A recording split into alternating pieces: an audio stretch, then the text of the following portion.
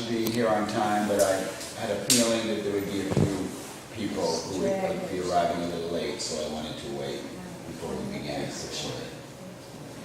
It's just quite divine. Yes. Okay. Now, anyone else who's later than this, they have to jump in midstream. Thank you, Prasad. Yeah. Beautiful. And this is almost a circle. I like circles. Yeah, this is a circle. We're in a circle. Beautiful. It's kind of heart-shaped, actually. You should kind of do Yes. that. It is. Like interesting, pointy.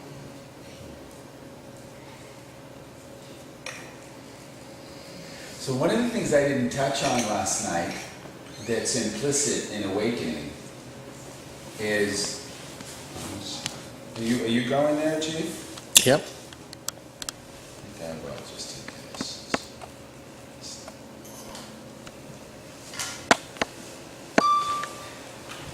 One of the things I didn't touch on that's implicit in awakening, the awakening that we already are, is the realization of the oneness, which we touched upon last night, the non-dual realization.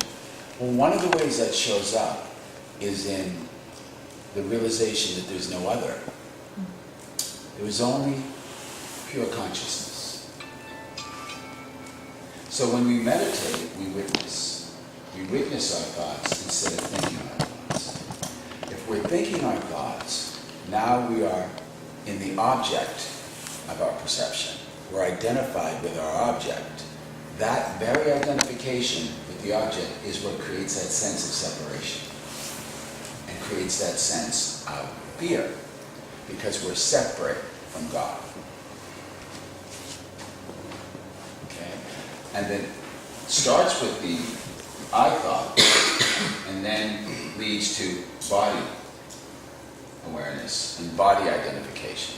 So, I am this mind, I have this personality, I have this body. Now, by then, you're in the body. You're hooked. Exactly. You're in the body, you're worrying about the body, and you're worrying about every other body that you come in contact with. And that's where the stories start to rise, like we looked at last night with you, right? Danielle? Danielle? So, in awakening, we follow that back from body identification, mind identification, or thoughts, back into pure awareness. When we're just in silence and allowing the thoughts to come and go like the train. And then in that space, everything we perceive is a reflection of our consciousness. It's not an object that is outside of us. It's a reflection of who we are inside. It's really not inside either, but who we are as consciousness. It's like existence is a mirror. So I'm your mirror right now, and you are my mirror, Lori. Existence is a mirror of our consciousness. So when we begin to wake up to that, we see that when something is troubling us or we're judging something, it's going to show up negatively. You do it with your body. Oh, I look fat today. I look old today. Right? I look tired today. Then it goes, you look fat today. You look tired today. Right? That's what we do. Or, I look beautiful today. God, I'm looking good. I've been doing yoga with Justine. Look at this body. And then it goes, oh, you look beautiful today. I love you. I'm in love with you. Again, it's a mirror. We fall in love with the mirror that we admire in the other. If we admire their beauty, then we fall in love with it and we want somehow to become it, to possess it, to be with it. And you know, Some of you may not want to hear it, but this is a story. It's called a love story. Another chain of attachment. You got it. And it doesn't mean we can't enjoy the story, but remember it's a story when you're in the love story. Some love stories last 20 years, like Justine and Alan, in a very effortless way. Why? Because you're conscious together. It doesn't always feel very effortless. Meaning that they're still together is what I mean. But yes, it takes work, for sure. It takes effort to be effortless. That's my new tagline.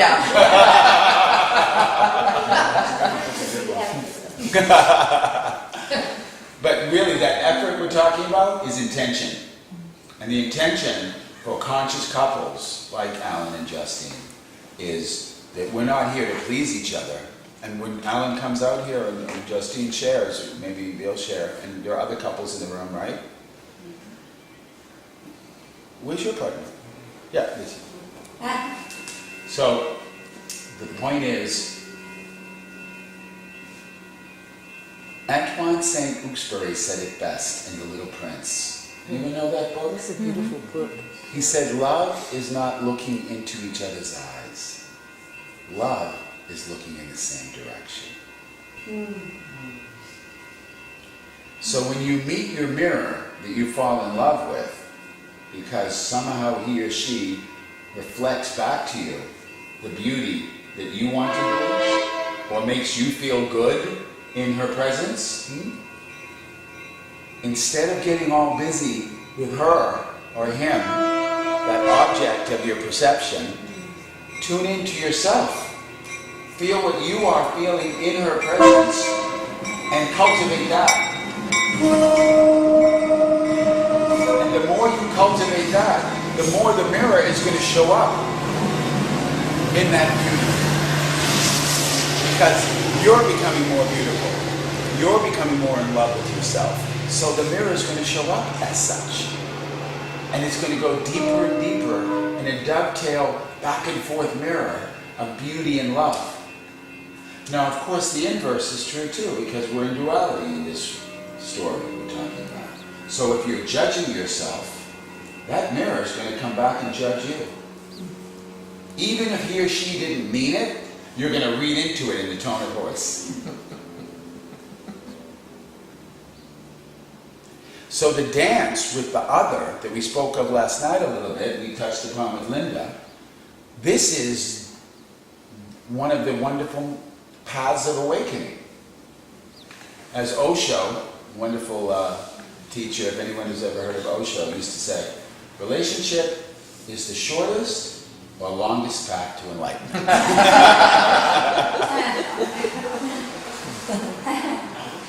So, but because we're in, what Prasad is bringing is how to be in the world but not of it, we cannot go one step without dealing with the other, without dealing with relationship. Unless you're a monk hanging out in a cave by yourself. But even then you have the critters to deal with. And they're reflecting you. Relationship to everything. Exactly. The flowers, the birds, the rattlesnakes, they're all our reflection as well. And when we say reflection, again, it's like the word holding space. It's not to be defined concretely. It's just a pointer. In fact, everything I say in satsang is just a pointer. Pointing to the mystery, as we said earlier. The mystery that can't be known. And also, I acknowledge each and every one of you as masters who are finding your own way in this world. But my work is to reflect you in awakening. This is awakening, and I reflect you in awakening. I don't see you in your ego asleep. I see you in your consciousness, awake. Now, relationships with people from your past. Okay, just covering all bases. Another I don't want to use the word symptom, but realization and awakening is there is no past. There is no future. There's only now.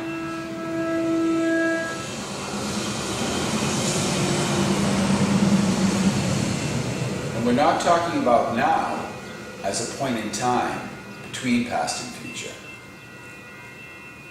we're talking about now being the space in which the memory or the projection, the thought of past and future rises. That then the mind makes up a story. I had a happy childhood, I had a sad childhood, blah, blah, blah. But when we awaken, there's literally only now. That's why Eckhart Tolle's book, The Power of Now. A lot of people responded to that. Or beloved Ram Dass, be here now.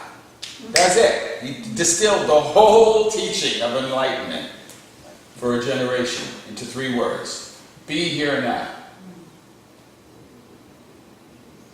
So that is it in terms of presence. If we are here now, and we don't carry the past into our relationship, even though there's this kind of recognition that we met before, you and I. If I bring that to the moment, now I'm comparing the past to the beauty of now. Even though I mentioned to you yesterday, you haven't changed a bit. You're like, it's been 10 years. And you're like, it's the same, it's amazing. I don't. It's probably changed. But the now is freedom from the story. The story that you're going to bring to the reflection of your partner, of the other. So, in awakening, we realize there's only now, and there is no other. There's only consciousness, and everything's a mirror. Consciousness is nothing, by the way. You know what I mean? It's nothing. It's the nothingness from which everything rises.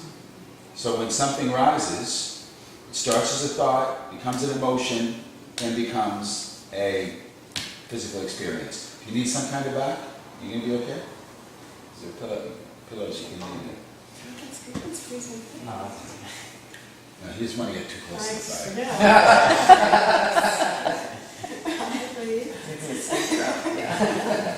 So, again, this isn't a path, this isn't a religion, this is an awareness. So the next time you're looking into the mirror of your loved one, or a total stranger, instead of being busy with that object of perception over there, trying to change that, trying to fix that so that you feel comfortable, you stop and you see, what do I need to shift or change within myself, my own perspective, in order to feel comfortable. And when we start to do it with the other, we can start to do it with everything. So the place that we were pointing to yesterday of transformation, of how we recreate our life, to, in a sense, upgrade the program, to raise the vibration, to reflect us in our awakening, is all internal. And you find that the less you do on the outer world to try to change that, the less you engage in that, and the more you just shift your thinking, or just drop the thought and return to emptiness, it's like rebooting the program. That's how the miracles happen. That's how the shifts happen. That's how grace is available to fill the space.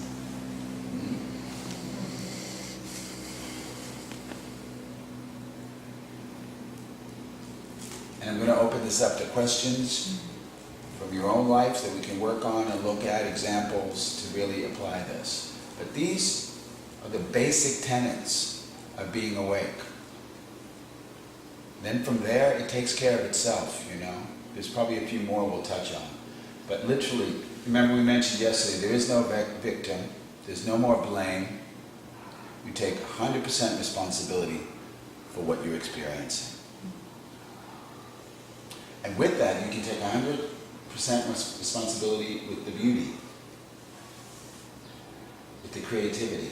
That's why creativity is such a beautiful metaphor in this domain. Making music, making art, writing, creating films, creating pottery, fashion, jewelry. That is, did you go out? Glad you woke yourself up making laugh.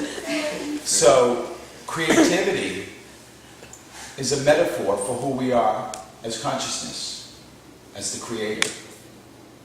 And these bodies and these lives are our creation. So, there are some schools, as I pointed to yesterday, of thought or no thought, including Alan has a tendency from that way, so we balance out each other nicely. That, say it's all perfect, it's all happening by itself. And one surrenders to that there is no doer, and there's nothing you can do to change anything. And why change anything? Because it's all perfect. And that is true. But because this is non-duality, the opposite is also true. The mind tries to say either or, good and bad. That's the judging mind. That's when Eve ate from the tree of knowledge of good and evil, ate from that fruit and fell from paradise.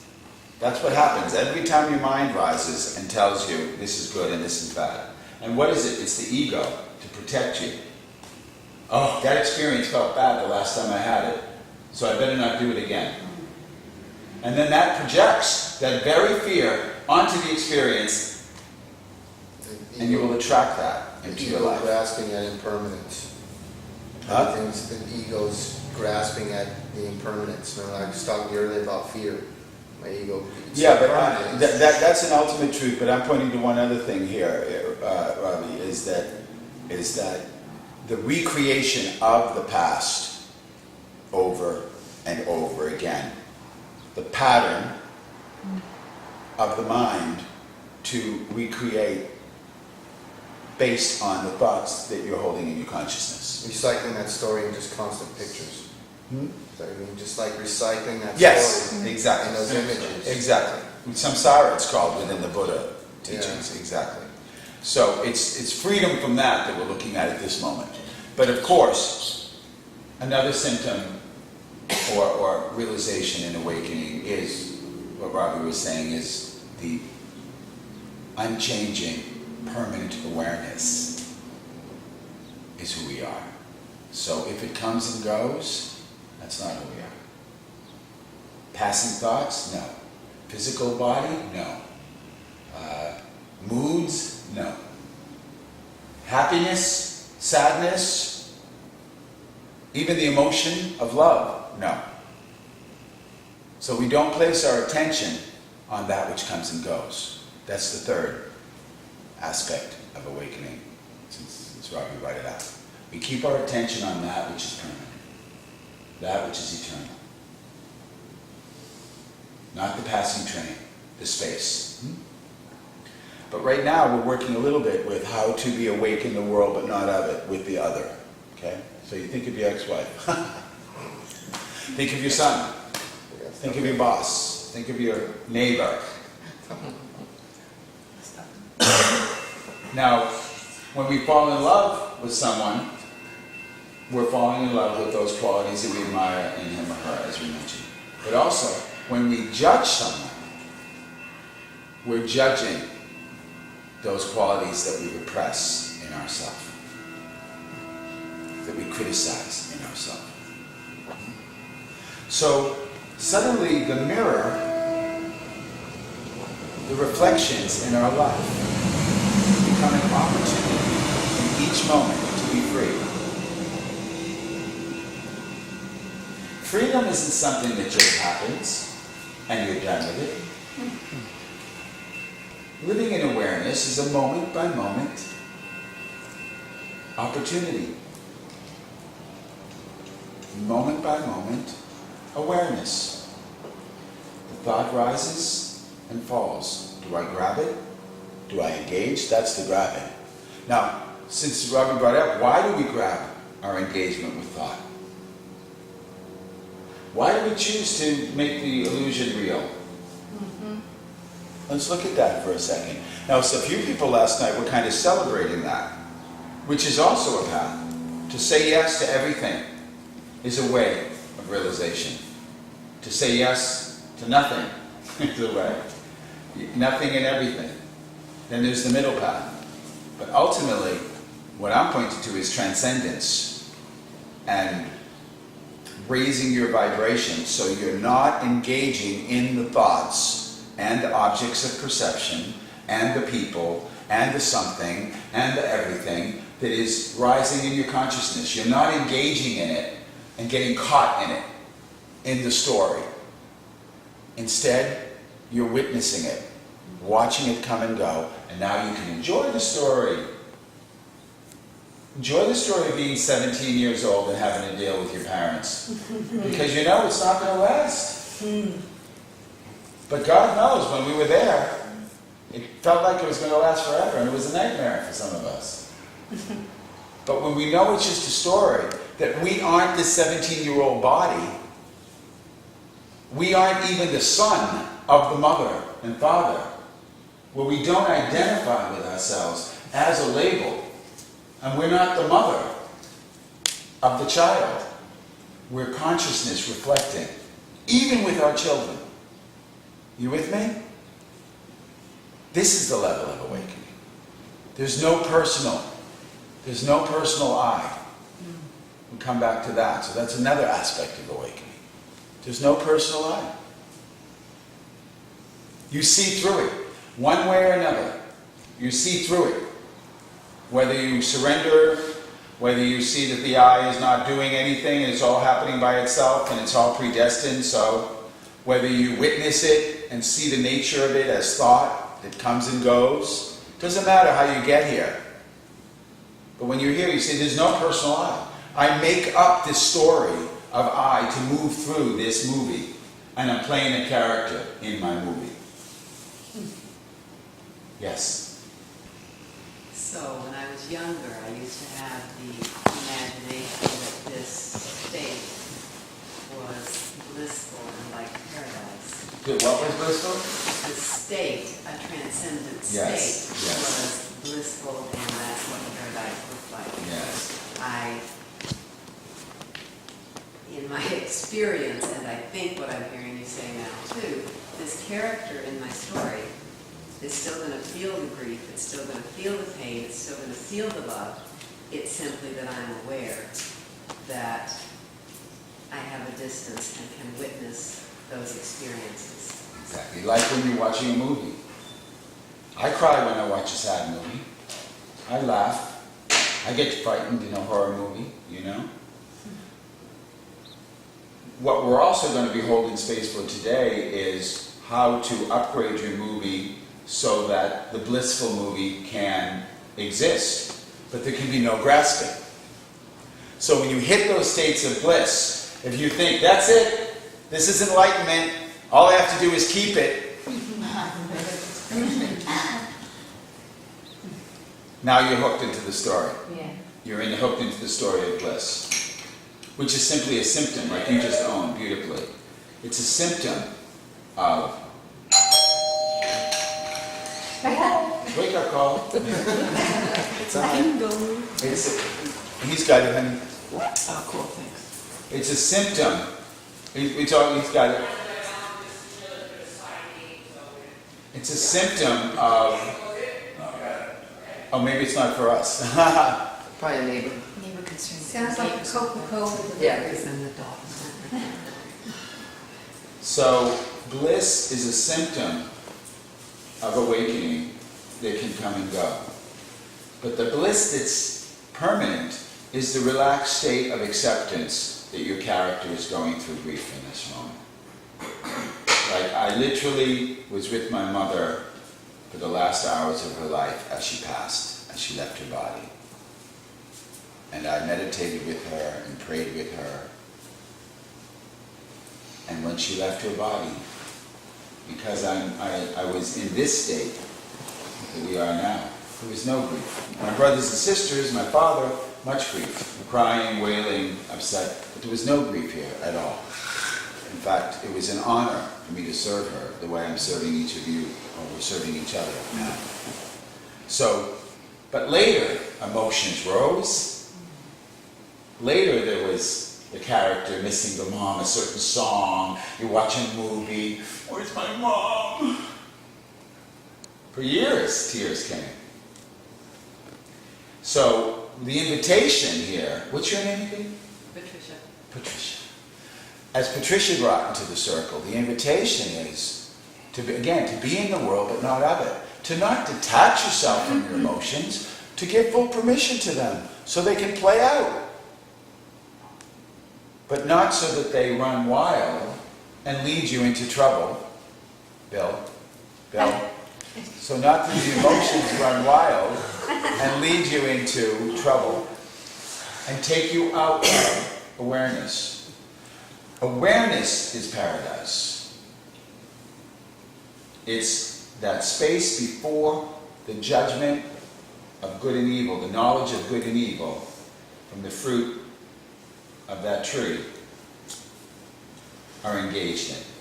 So you're just in that space of acceptance, of compassion that people pointed to yesterday. How did you describe it to me, Ryan, a couple days ago, that idea of the open-mindedness when with Natalia? I kind of describe it as like, never think you're right, never be arrogant, always ask questions, always open up, to every perspective, to try and, take all these perspectives to get the most truthful perspective, combine those perspectives. Can you go to Congress? See, politics, big story. Yeah. Okay? Now, again, but there is one candidate, since we were talking, who's kind of not in the story, but is playing the story. His name's Ron Paul. We talked on Facebook. Your guy's libertarian, that's a whole different story. Like, I was friends with Aaron Russo. He ran for Libertarian president. Amazing man. But Libertarian is so alternative.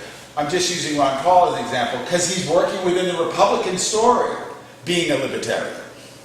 He's working within that story, and he's not even trying to be president. He's just playing the role to educate people, So that's just an example of a detached politician. He doesn't care whether he wins. That's the only way you can get a seat at the table. Huh? That's the only way you can get a seat Exactly. at the table. And the mainstream ignored him for the first 6 months, and the press. But the point is, that I'm just using him as an example that he's playing the game of politics, but he's not attached to the results. So here's another symptom or realization. So we live in the world, but not of it. So we're not attached to the results of our effort or of our actions. So it doesn't mean we just withdraw ourselves from the world and do nothing. People misunderstand that. You with me, Daniel? People misunderstand some of the teachings that are shared in these satsangs when we say do nothing. Mm-hmm. It means don't act from your ego. Be still and let the action rise from the deeper place. But then they misunderstand, and it means do nothing. Be nihilist. Yeah. Just veg out, drop out, whatever. It's like when Timothy Leary said, turn on, tune in, drop out. Yeah, in the 60s. So I'm just opening up the conversation now for questions and explorations within your own life. That's what we're here for today. And just choose something that is burning for you, that you'd like to just look at briefly with the group, that is along the lines of this, explorations in consciousness. Yes. Visioning the future. Say that again? Visioning so where I am in this, I'm suddenly moving, the goddess temple is being sent out into the universe in many pieces, and I keep receiving feedback to vision what I want and go after that. And I notice that there's a double play here. There's a sense of just allowing and being present to what comes to me, shows up in front of me. And when I've done active visioning, on the small stuff, I get what I want, go. But on the big stuff, it seems that there is a path that I'm to go down that my ego isn't able to see. Beautiful. Who can relate to this? That's beautifully expressed. Who's heard of the movie The Secret? Okay. No one here else? Oh. I used to always make fun of it. Oprah Winfrey, secret! Because it's a total misunderstood. Did you guys ever hear this, Secret? Did you? I remember Oprah Winfrey promoting the hell out of it. Yeah. So to speak. It's a totally misunderstood concept of the law of attraction. Now, the law of attraction, I don't like to use the word law in satsang, but is what we're talking about. If you hold negative thoughts in your consciousness, you're going to attract negative experiences. If you're holding loving thoughts, you'll attract those. If you're holding no thoughts, you're going to tap into the space that Linda's pointing to. The miracle outside of the box, as we talked about last night. Bill, the miracle outside of the box. It's not the only way. I'm here for you. Yeah, exactly. I have to say, I've seen other eyes kind of doing this. Yeah, and that's okay too. Some people, you're going into the zone, and that's okay too, you know? No problem. You're going into the zone, you're going into altered consciousness. Bill's holding space with me here. Bring it in, buddy. Bring it in. And Alan's here hearing us somewhere. And, but I'd love to address that a bit more. The secret is a misunderstanding that we manifest through our mind. Now, it's hit or miss whether you succeed, you know. I want a Mercedes-Benz. I think that's the example. So I'm going to visualize myself driving. Who is wanting the Mercedes-Benz? There you go. Yeah, see, you all know because you're awake. So the ego wanting, that's the same as anything, effort. Go and earn your money for it, go and steal it, go and seduce it, go get married for it, go do something in the relative world to achieve your goal. Great, that's an Anthony Robbins workshop, that's And expensive. yeah, exactly. Yeah, Oh, just yeah. buy the car. Why? Because who pays for it? The ego. I want it, I'll pay for it. I've worked hard. That's why, by the way, that's why satsang is by donation. Because that's how I live. I live in complete trust, and it's not about money at all. Okay? You're not living in the woods. What? You're not living in the woods. You have to pay a rent. I do, I pay rent, but I do live in the woods, too. My cabin is in the woods. But I live in trust. Trust allows the money to come. Sometimes it's there, sometimes it's not. And then it's even better, since we talked about it, it's not to even have to deal with dollars. Just to deal with energy exchange. Like this house is amazing. If I had to pay rent for this for today's event, I would have to charge. But because Justine and Alan host us here and don't charge rent, I'm able to provide this way. So there's many ways to play the game. But let's come back to what you brought perfectly. What Linda brought, because now she's moving out of her home, her temple. You've been there how long? 5.5 years. Okay, 5 years. She said the rug was pulled out from underneath her, so the place was sold. The ego can freak out in that moment. These are the tests of our awakening. When security is being tested, place to live, food, that's what money symbolizes. That's all money symbolizes, okay? So, in that moment, in her wisdom, she just shared it.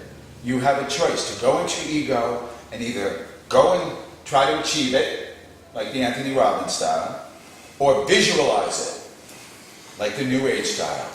I'm going to visualize what I want, and I'm going to attract it to me, right?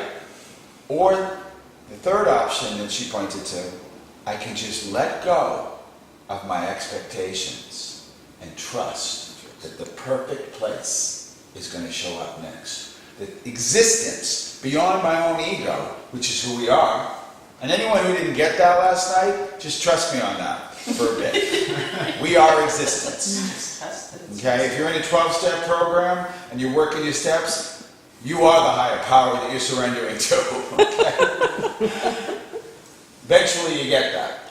But in the meantime, don't rely on your ego, because the ego is temporary. Don't rely on it.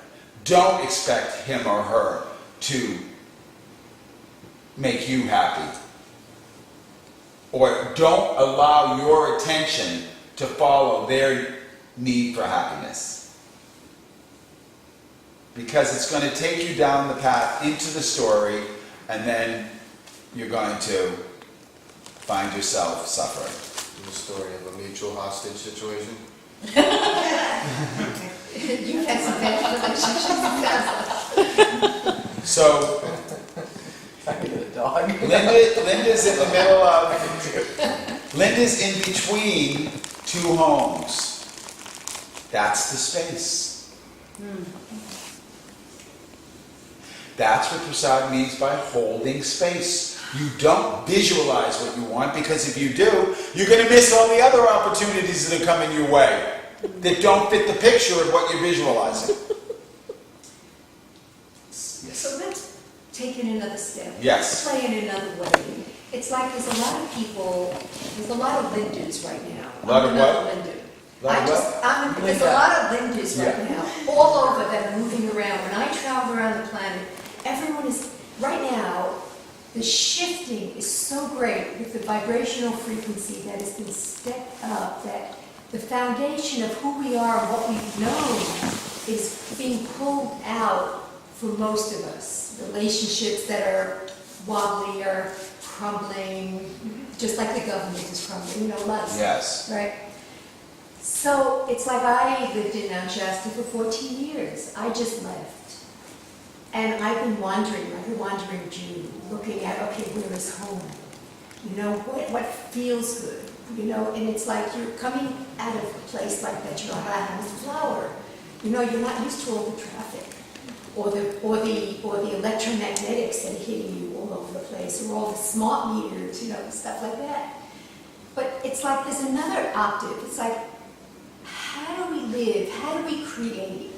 That's what I'm exploring, in a whole new way, where we don't get caught up in mortgage, rent, still have it's like the ideal would be like, for me anyway, like almost like family, communities in many places of the world, where we sort of have our bases and they're conscious. Okay, so this is my vision as well. But let us not be visioning from our egos. So slow down, Mama. Slow down, or it becomes philosophy. And I need to lead the group to this place first, okay, to cover the bases. It just becomes suddenly a dream, a utopic vision, and we miss that the moment we're in right now isn't it. This is our community right now, right here. This is it. This is all we have is now. And you're sitting across from me, and you're my mirror. And we have this vision, and it starts now. How we interact with each other. How we recognize that I am your own self. You are my own self. There is no separation. Another wonderful saying that Osho gave me. By the way, that's Osho's picture I just noticed up there on the wall. They have Osho. Yeah. So that's Osho. That's Osho. Yeah, exactly. Okay? A wonderful teaching I received from him once, and I received them all in books. I never met him in person. Treat strangers as friends. Okay? We know this, you and I. But treat friends as strangers as well. So now, and friends meaning family, lovers. Now there's no expectation. Now it's all oneness. So now wherever you go, you're in community. You have some idealistic idea, and I'm not judging it at all. I'm in the same page as you, and that's where we're headed. That's where we're. But where are we right now? We're building it. That's why Prasad travels around giving satsang. Maybe that's what your seminars will be. We're building community right now. So I'm laying some groundwork in how to relate from an enlightened place in community. How we relate to each other, yes. I get the intellectual, I get the mind spirit.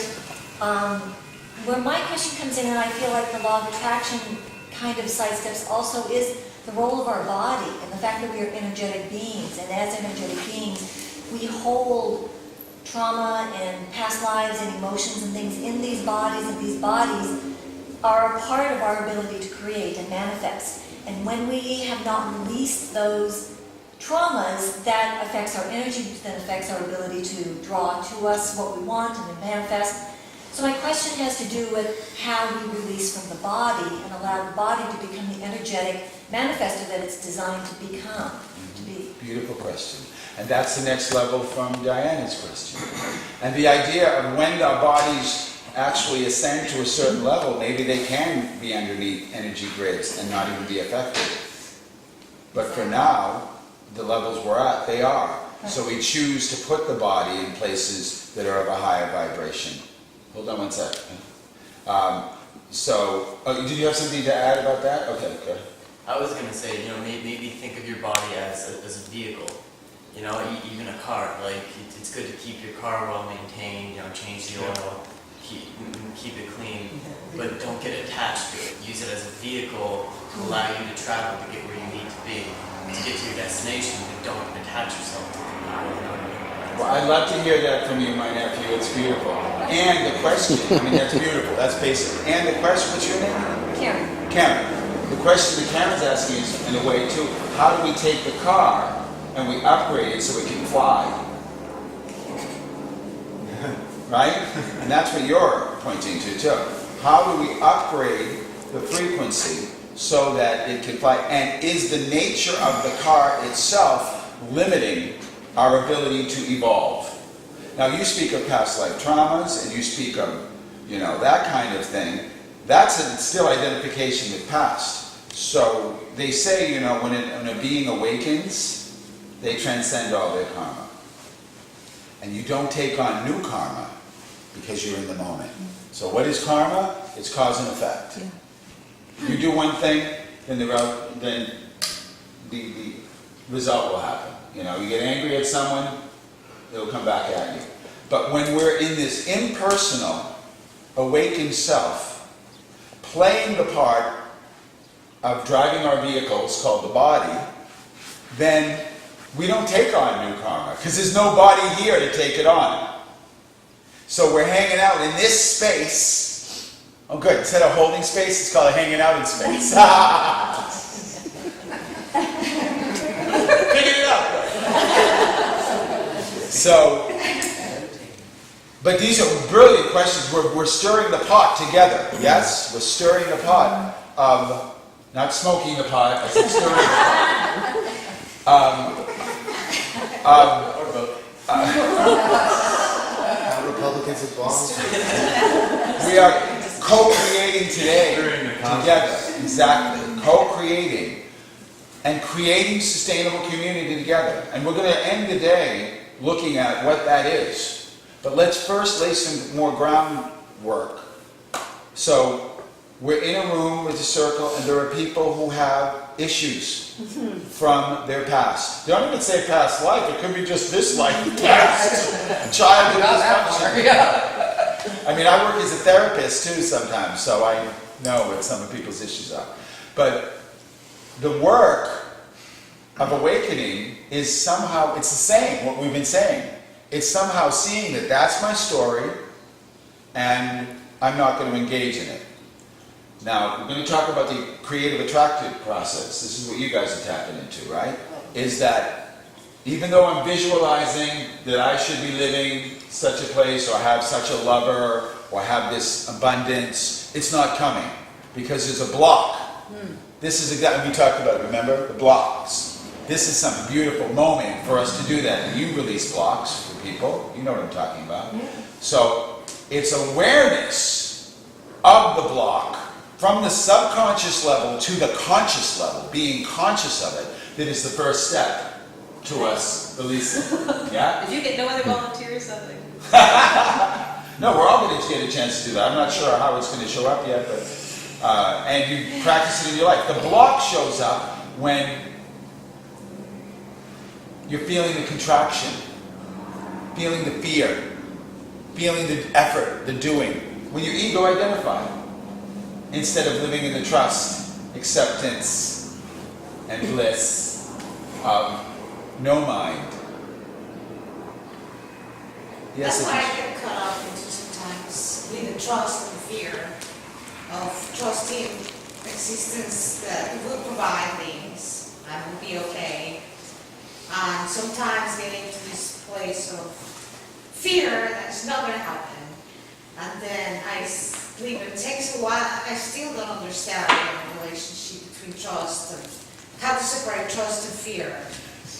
Oh, how to. So this is where inquiry helps. Who trusts and who fears?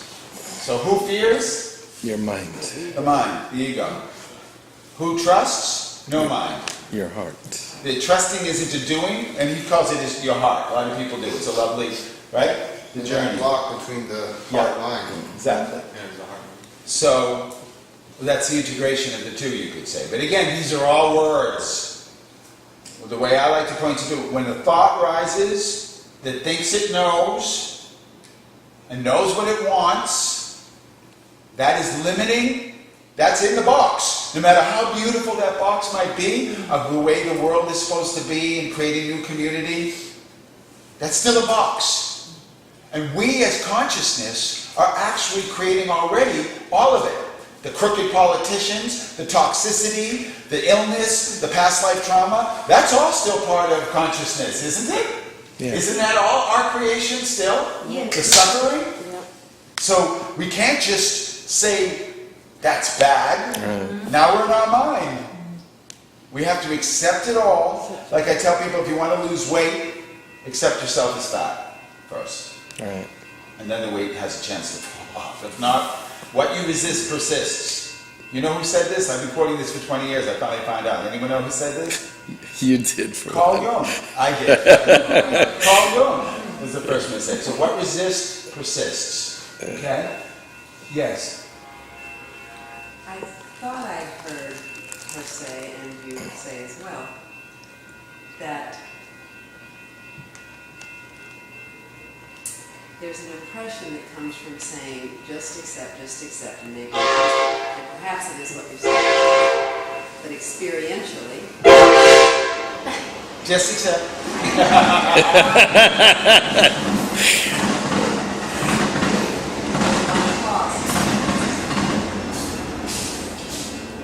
experientially, I have found a difference between trying to visualize what I want to happen and what I heard you say is being a space where something arises. Because I am still consciousness and I work in images, and otherwise we wouldn't have these shared visions of what's possible. Exactly. But it comes from a different place. Exactly. So this different place is what we were calling space yesterday. Holding space. One sec. And that's also what Abhishu was talking about, trust versus fear. Yeah. So the mind fears, and this different space trusts. But it's not at all the same. And it's not opposites either. You can't be thinking of it as trust as the opposite of fear. Trust is the space between the thoughts that are fear. Right. Trust is the emptiness. Trust is, I don't need. Oh, I'll get into that later. All right, you want to jump in? This is popping, so I'm going to come to you after. No, that's good. Yes. Where you are right now, Yeah. it's that whole energy of trust. Yes. I was saying something different before. I was saying that we're at a time that's so pregnant with possibility. It's like the shoots of spring are coming up, and something brand new wants a birth, and I don't even expect, you don't have an answer, I don't have an answer. No, but we're There is preparing, no answer. we're getting you ready for birthing. This is what we're doing here, so stay with me, help me. Yeah, no, Yeah, okay. my very presence here is Good. important. But, So that's right, let's just get everyone on the train together first, can we? okay, but that's what I was talking I'm about. with It's you. not even the vision of communities in different places. I know, It's beyond that. even. I know.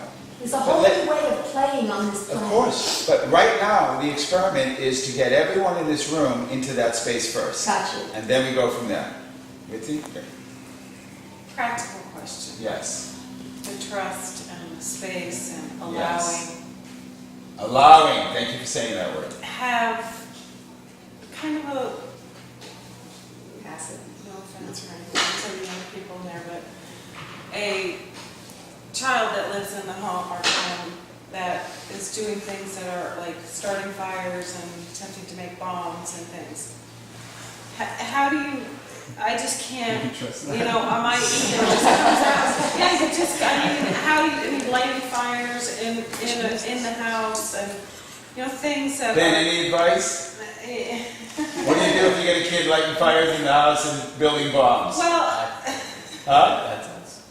That sounds like a mess. I mean, so how do you stay in the space and Good question. handle that at the same time? So everybody look for yourself because you all have a similar situation. Somebody or something in your life is building a bomb. Okay?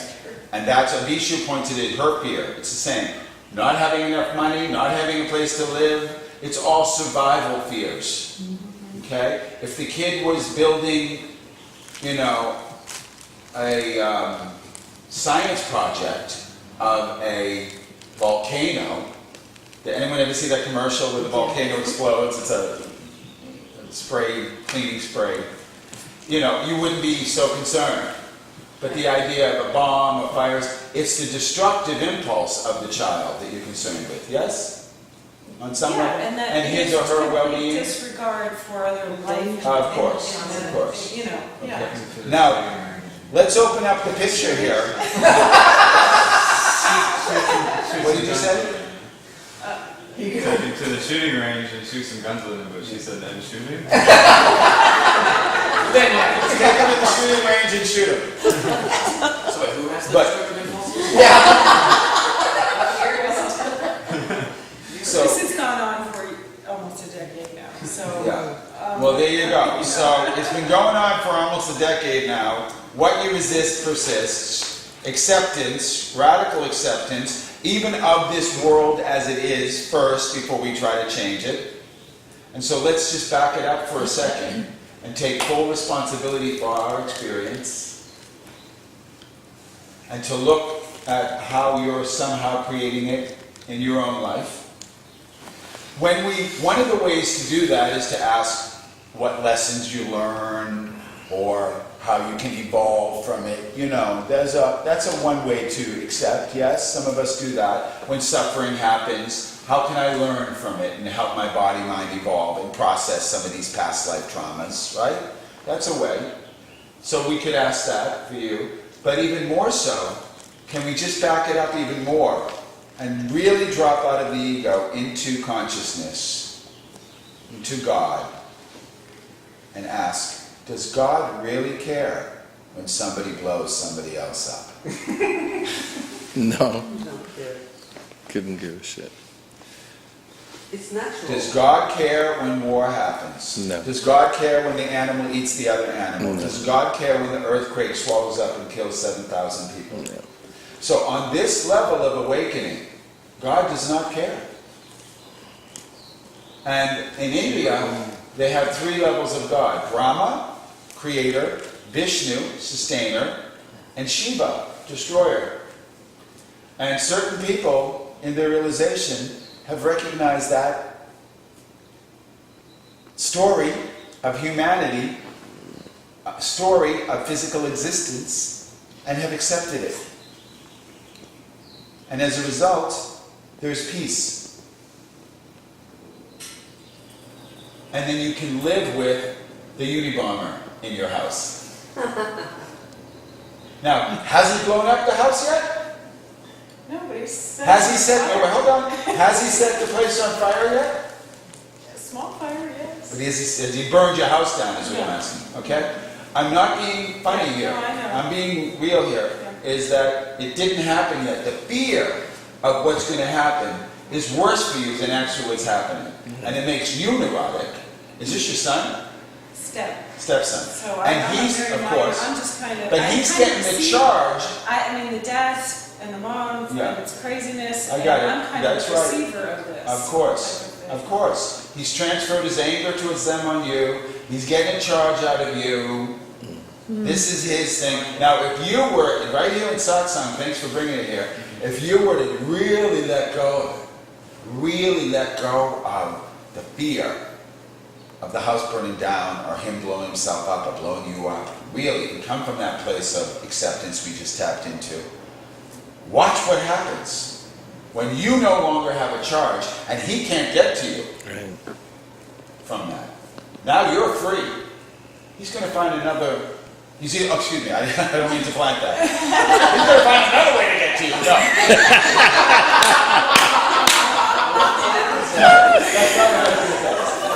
He is going to have, there's nothing for him to get to. You've dropped. This is what, that's why I'm inviting you to just share moments. We don't have to go into the story and the detail of your private life, but just bring it into satsang. Or you could, use sort of like reverse psychology and say like, oh, it's totally okay to make bombs, but no matter what you do, don't smoke pot. Because I don't want to smoke pot, and then when you smoke pot, he's not blowing anybody up. I'm going to figure out what to tell his mother. What he's been doing. Trust me. As I'm seeing Laura here when I'm talking. Okay? So, just make that shift inside you right now. No, not Karen. Tell me your name. Eileen. Oh, Eileen. I didn't hear your name this time. Last time I did. Just make that shift inside yourself right now, Eileen, if you can. And look at the two boys as you do it for a second. Just look at these kids. They're sitting next to you for a reason, huh? Okay. This kid's just trying to get your attention. He's trying to get to you. He's in pain. Drop into your compassion. We're not trying to fix him. You can't. Now you're in the external.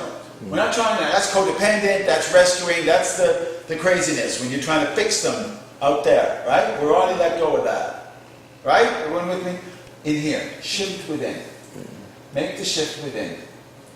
From personal experience, like I know there are so many kids out there who go through like maybe troubled childhood or like something traumatic, and it's like a cry for attention, like saying help me, and I'm just I need to open up here, I need to communicate what's been going on. And is there anybody really there for him, being his Buddha buddy? Is that what you call it? Oh, I like that even better, Buddha buddy, instead of enlightenment buddy. Buddha buddy. But ultimately, let's come back to the satsang, which is there is no other, and he is a reflection of your consciousness. Now remember that. Now, since we're talking about not everybody you see walking down the street, reflection. It's the ones who have a charge, the ones that get you. Not get you the way you want to be gotten. Triggers. The trigger, exactly. Yeah. Those are the ones you look at. Okay? So you just look at now what it was that, because we all felt that stepmother, outside, you judged his parents a little bit.